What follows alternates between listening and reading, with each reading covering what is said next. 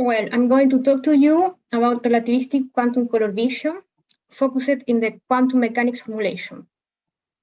It was my work in the Laboratory of Psychology and Neurocognition and the Center of National Scientific Research in France, in the University of Grenoble Alps. Well, first of all, what is color perception? The color perception is the way we acquire color information from the environment. It's part of a larger visual system, which is mediated by a complex process of several neuronal networks interconnected and some other cells. It's part of a larger visual system mediated by a complex process to distinguish color differences. Color in human beings is trichromatic. In some other animals, like in birds, is pentachromatic, for instance. We have three types of cells, namely cones, to process the light in the visible spectrum of it. Red with a peak in 560 nanometers, green with a peak in 530 nanometers, and blue with a peak in the 420 nanometers, as you can see here. So we have a three-stimulus response in our human eyes. It seems from the field of physics that color perception is just related with electromagnetic signals. However, color formation takes place within human perception. It's a cognitive aspect of the brain. We don't have to forget that cognition is the way we process perception, and perception is the way we acquire some stimuli from the environment. It is a field of study, the psychophysics of perception. Psychophysics is the subject in which we apply models from physics into psychology, except for the units. The units are not the same, but the model is the same. Quantum and color vision. Here I put a picture from the Traité de la couleur, or Theory of Color Vision of Goethe.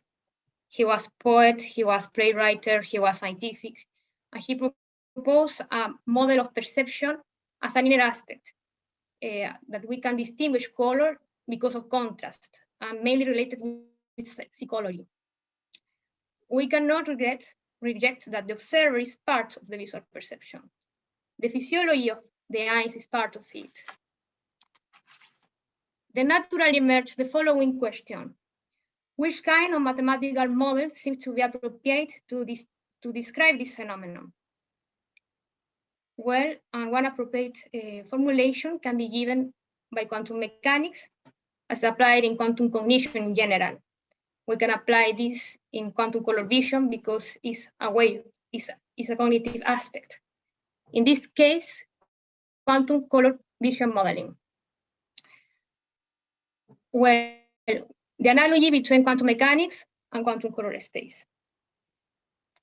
We have a projector from the infinite space of light to the perceptual space, and we can define the light as the spectral power density function. We can depict every of these points in the delta Dirac basis, as David mentioned before. And we can realize that the visible spectrum of light is a metrical Hilbert space. Why? Because it's a vectorial space.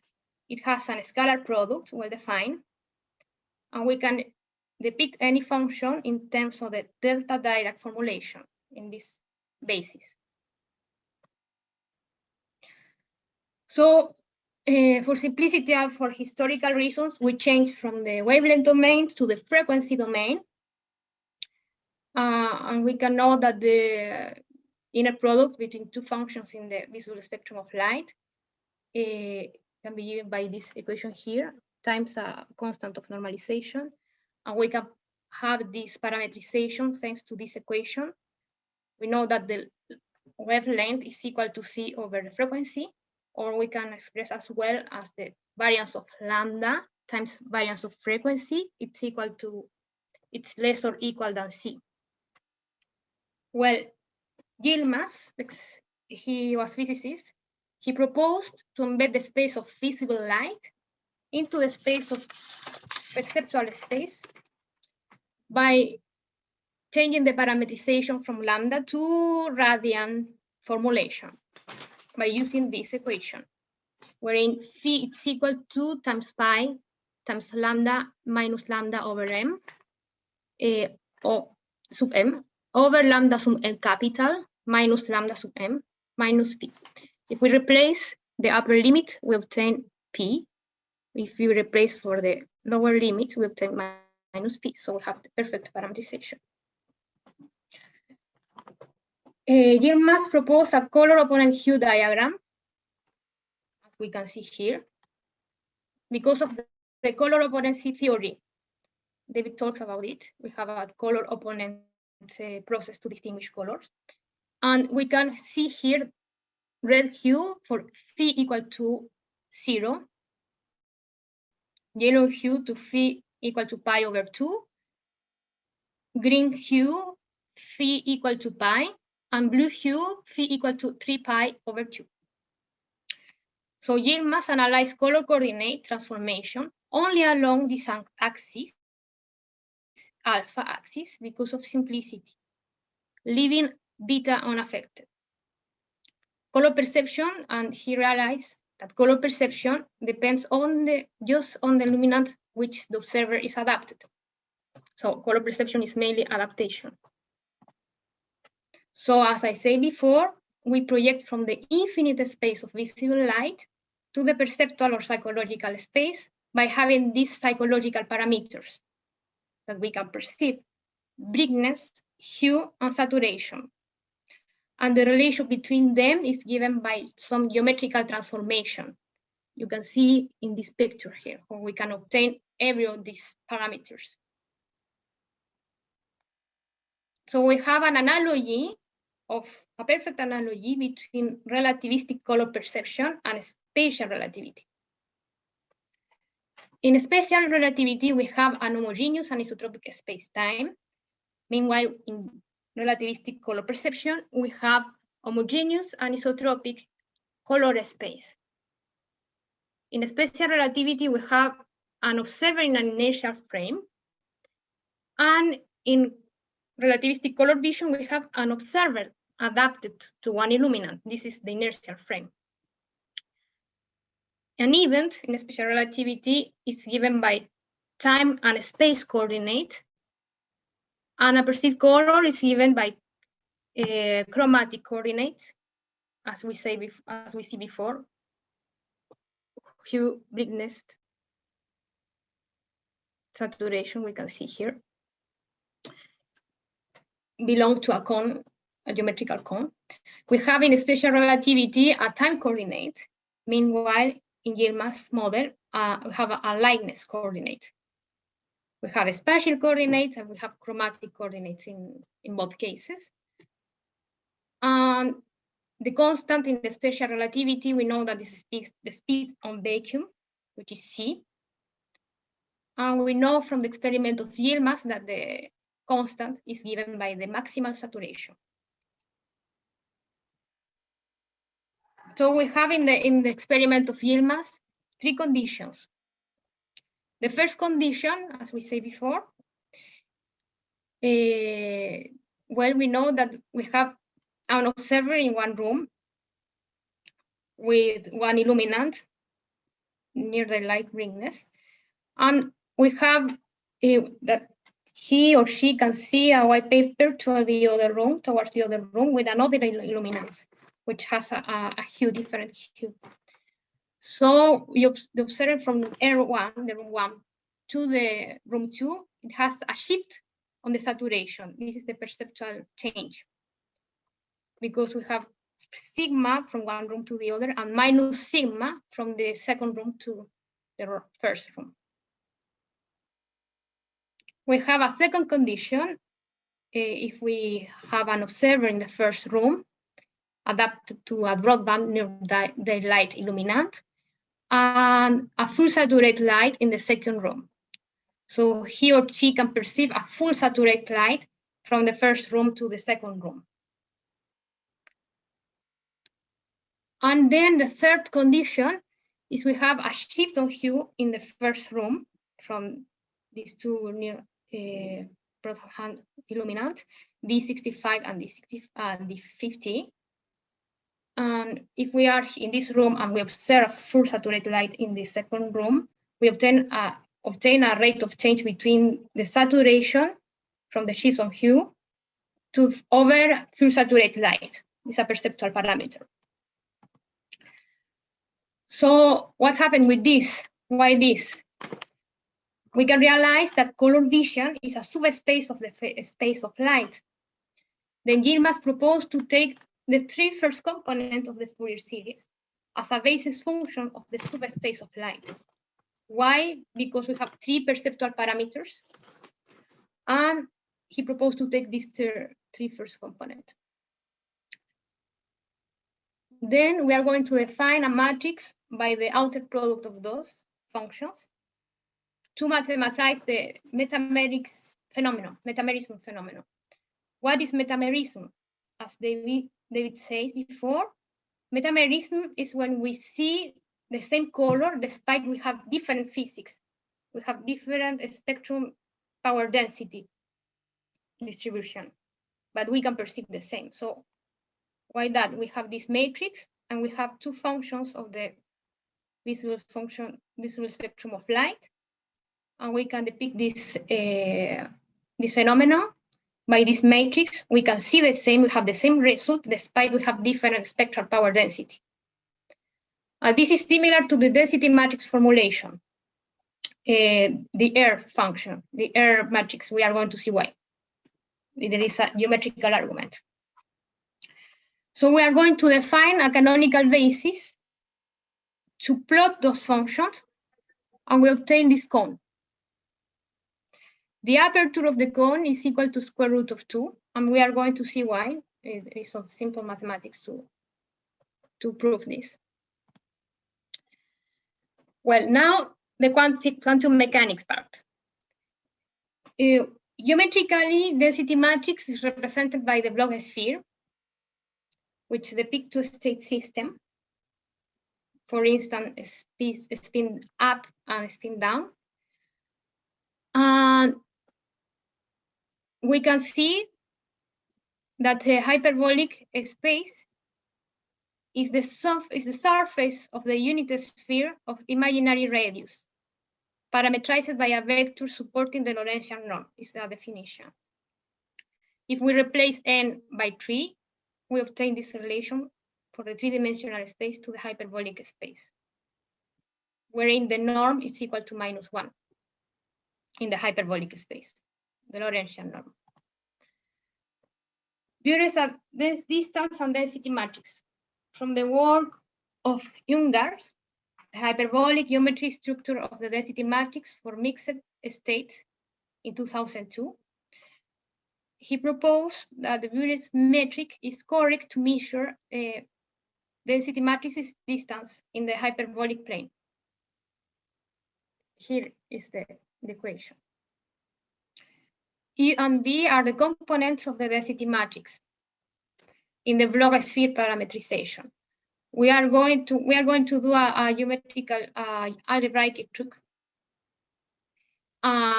If we take the distance between the density matrix and itself, the same density matrix, we are going to obtain a distance equal to 0 because it's in the same place. Well, from here we obtain that the norm of this space is equal to -1. So the Lorentzian inner point is used to define the Lorentzian norm.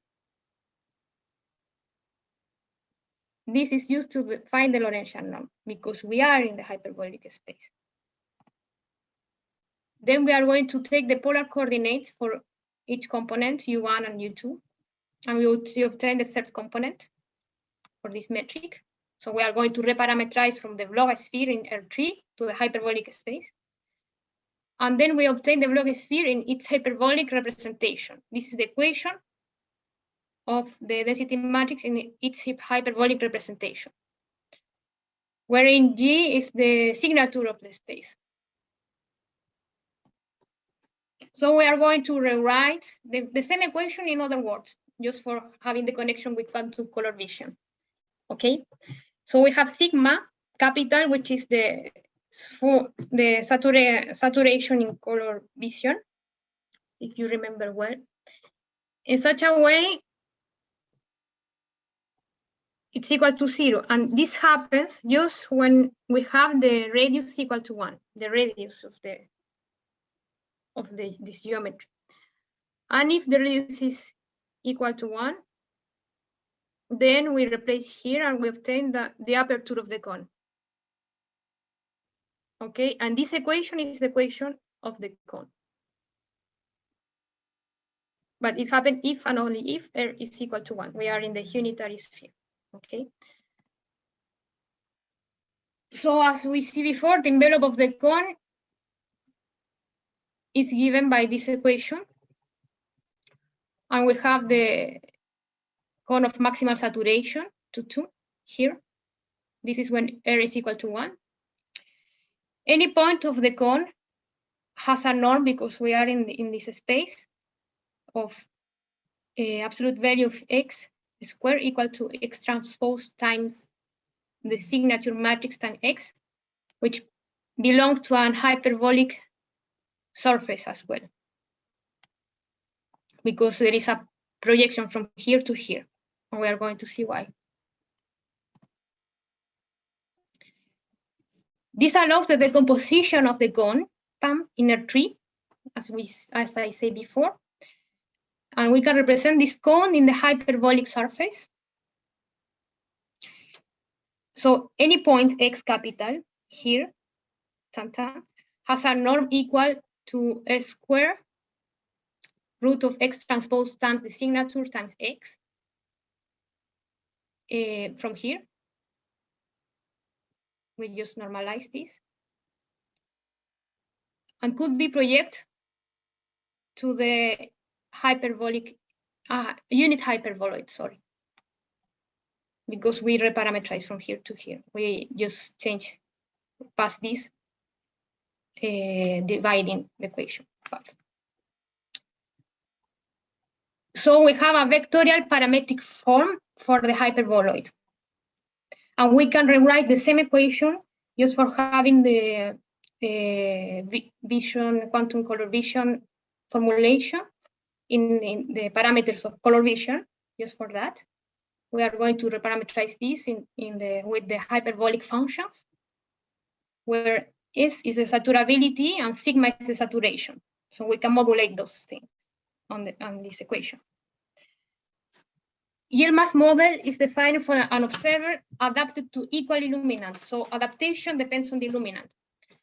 We have a time to adapt to one illuminant, and we can distinguish the color difference once it's adapted, or more or less the same spectrum, but we have to adapt to this illuminant light, to this light, I wanted to say. And illuminant are wideband spectrum functions, as David taught before, and he proved very well here in this equation. We can represent illuminant spectral functions in the metameric space as vectors. So that we can see the metameric space in this picture here, in this plot. So there is a physiological point of view of this transform from one metameric space to another. There is a transformation given by this matrix of rotation. We can rotate from this point to this point by using this rotational matrix. And what is the physiological point of view of it is that the transformation is due to the bleaching of photopigments on the photoreceptors, modifying the metameric space. So the metameric space is expressed in this geometrical structure. And the envelope of the cone, as we see before, it's invariant under this rotation. It's always the same aperture. Sigma is the constant. And it corresponds, and it depends on the illumination vector in this metameric space. Adaptation depends on this vector, which is the adaptation. What are the conclusions of it? There is a transformation which fixes the interrelation between perception and light invariance. So we obtain that it's not just physics, it's not just perception, it's not just physiology or psychology. It's a middle path between them. It's physics and perception and psychological parameters. There is an interrelation between two. The hyperbolicity of the perceptual space, I don't know, it's just to figure out. Maybe explained by the cone distribution in retina, because it's not plane, it has a curvature. The psychophysical model can give us a good approximation to the unification of special relativity and quantum mechanics as a metaphor, except for the units. And this is an example of it. We can develop this model in this example of color vision, and we can extrapolate this to physics just by changing the unit, probably.